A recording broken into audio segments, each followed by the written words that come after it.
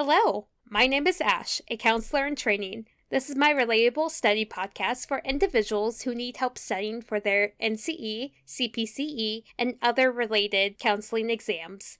I'm going to go through many questions from multiple resources and make the answers relatable to both you and me. So get your listening ears on and let's get studying.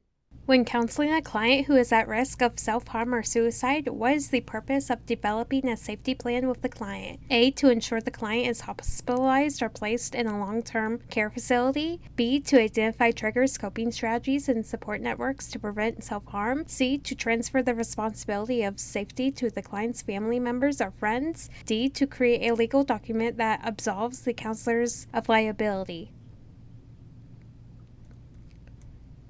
The answer is B, to identify triggers, coping strategies, and support networks to prevent self-harm is the purpose of developing a safety plan with the client. This will help the client reduce self-harm and or suicide so that they are able to continue with counseling and get the help they need. What is past-focused counseling?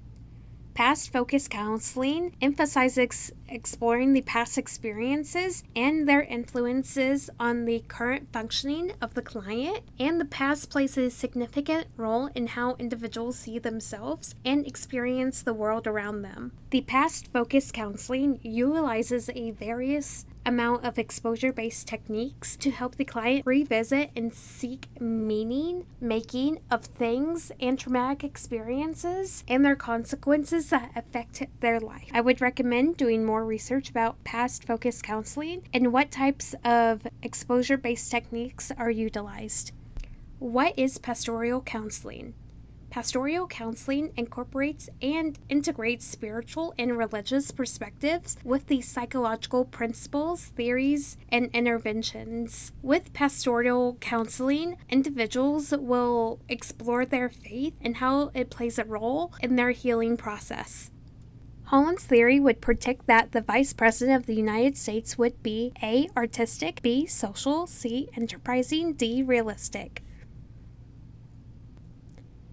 The answer is C. Holland's theory would predict that the Vice President of the United States would be enterprising. Individuals who are of the enterprising personality likes leadership roles and likes to sell things to other people. They often value power and status, and a few occupations that are included in the enterprising personality includes television producers, hotel managers, business owners, retail estate agents, and even the President of the United States.